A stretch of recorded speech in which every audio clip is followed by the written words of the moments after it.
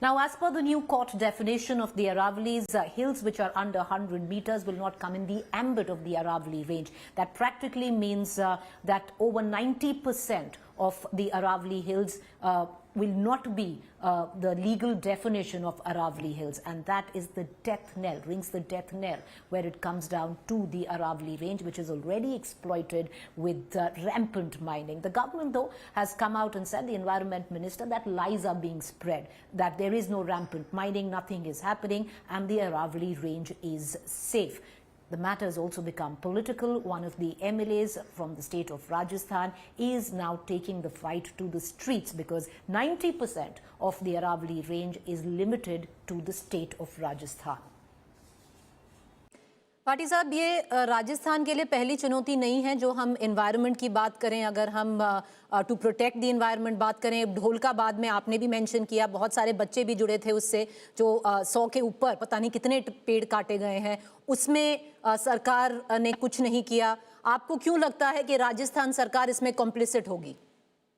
देखिए, राजस्थान सरकार का ये फेल्योर रहा है, मैं सीधे तौर पे कहूंगा, क्योंकि अरावली का जो इश्यू है वो किसी पॉलिटिकल पार्टी का नहीं है।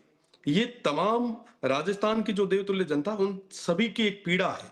आज चाहे बीजेपी हो चाहे कांग्रेस हो, सभी को एकजुट होकर प्रदेश की सरकार को विशेषकर सुप्रीम कोर्ट के सामने अपना पक्ष रखना चाहिए और मजबूती के साथ पैरवी करनी चाहिए। प्रदेश की सरकार की पैरवी की कमजोरी के कारण ऐसे जजमेंट आए हैं। और इससे पहले जो आपने बताया कि लगभग पश्चिमी राजस्थान की अगर मैं बात करूं, जहां पे खेजड़ली जैसे मूवमेंट हुए हैं, जहां पे 363 मां अमृता देवी के नेतृत्व में इतने लोगों ने शहादत दी है, मुझे लगता है कि विश्व में पहला ऐसा उदाहरण होगा कि पेड़ों के लिए वो कहते हैं कि पेड़ से पहले हमारा सिर कटे तो जायज है, उसको भी सस्ता जान। हमारा ऐसा जो स्लोगन पश्चिमी राजस्थान से निकला है, और उसी धरती पे अगर लाखों की संख्या में पेड़ कटे और प्रदेश की सरकार है दूसरी तरफ एक पेड़ मां के नाम लगाए, तो मुझे लगता है कि उनकी बातों में ही विरोधाभास है। आप देखेंगे कि 2025-26 के बजट में 2025-26 के बजट में अरावली को डेवलप करने के लिए प्रदेश की सरकार ने 250 करोड़ दिए, और आज वही अरावली खत्म होने पे है, पर आज भी प्रदेश की सरकार जो है वो गहरी नींद में सो रही है। तो निश्चित रूप से प्रदेश की सरकार को आगे आके इसके लिए पैरवी करनी चाहिए। और हम लोग तमाम जितने भी राजस्थान के युवा हैं, और सारे ही लोग तमाम बंदिशों को छोड़ के, ना जाति, ना धर्म, ना संगठन, ना तमाम चीजों को छोड़ के हम अरावली को बचाने के लिए आगे आए। आखिरी 2 सवाल करूंगी आपसे भाटी साहब। आप एक प्रोटेस्ट कर रहे हैं, बहुत सारे बच्चे हैं, बहुत सारे कॉलेजेस में बहुत सारे युवा हैं जो इस कॉज से पहले ही जुड़ चुके हैं। ट्रेंड कर रहा है सोशल मीडिया पे, प्रोटेक्ट अरावली, सेव अरावलीज। पर मांग क्या है इसमें? क्या कंसर्टेड डिमांड्स हैं जो आप चाहते हैं कि जो केंद्र सरकार है और जो राजस्थान की सरकार है वो उन पे उतरे और वो पूरा करे? कोई कंसर्टेड डिमांड लिस्ट है आपकी कि ये करना चाहिए, ये करना चाहिए, ये करना चाहिए? बिल्कुल, पहली चीज तो ये है कि ये जो 100 मीटर का क्राइटेरिया है इसको खत्म करना चाहिए। अरावली पूरी है, इसको संरक्षित। देखिए, जो अरावली में अभी तक जितने भी पहाड़ लिस्टेड हैं, उन सभी को अरावली में कंसिडर करने चाहिए। इनको संरक्षित रखना हमारी जिम्मेदारी है, और प्रदेश की सरकार को ये पक्ष जो है वो सुप्रीम कोर्ट के सामने, माननीय सर्वोच्च न्यायालय के सामने रखना चाहिए। साथ ही साथ एक परमानेंट ऐसा बिल आए। पार्लियामेंट चली, पार्लियामेंट में तमाम चीजों पे चर्चा हुई, हर एक चीज पे हुई। मैं धन्यवाद देता हूं कि आपने अच्छी चर्चाएं करवाई, पर जिन मुद्दों पे चर्चा होनी थी, क्या सही में वो मुद्दे वहां उठे?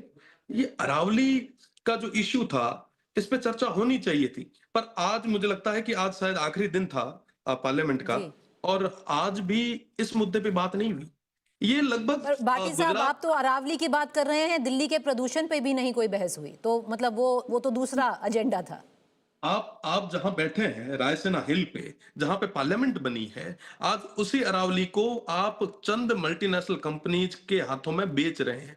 राजस्थान की वो विरासत जहां राणा प्रताप से लेके, राणा सांगा से लेके, कालूबाई से लेके गुरु गोविंद सिंह तक लड़े, आज वो सांस्कृतिक विरासत जो है पूरे तरीके से खत्म हो रही है। आप सब चीजें बना सकते हैं, क्या ये पहाड़ वापस ले आएंगे? आप कुछ नहीं कर सकते। आपने दिल्ली को नहीं बचाया, और उसी तरीके से दिल्ली की तरह ही हमारे राजस्थान, हरियाणा और एनसीआर के इस पूरे इलाके को कहीं ना कहीं आप जहरीली गैस के और प्रदूषण के भरोसे छोड़ रहे हैं। तो मुझे लगता है कि ये बहुत बड़ी चुनौती है प्रदेश और केंद्र की सरकार को आगे आके सुप्रीम कोर्ट के सामने अपना पक्ष और जनता का जो पक्ष है वो मजबूती के साथ रखना चाहिए। अदरवाइज हम लोग भी जहां पे भी सड़क से लेके सदन तक और न्यायालय तक भी जाना पड़ा तो निश्चित रूप से जाएंगे। आखिरी सवाल भाटी साहब, आप तो कह रहे हैं सड़क से लेके सदन तक एक बहुत अच्छी जो अभी आपने एक पॉलिटिकल स्पीच भी दे दी है, सिर्फ राजनीति चमकाने के लिए है या एक्चुअली सदन से लेके सड़क तक उतरेंगे, सब कुछ करेंगे इसके लिए, जुड़ेंगे? जो मूवमेंट ये है इसको एक एंड रिजल्ट देंगे, मेरा मतलब ये है कहने का। 100% एंड रिजल्ट देंगे। राजनीति तो ये अरावली और ये स्टेट रहेगा तो होगी ना। अगर ये स्टेट ही नहीं रहा तो राजनीति करेंगे कहां?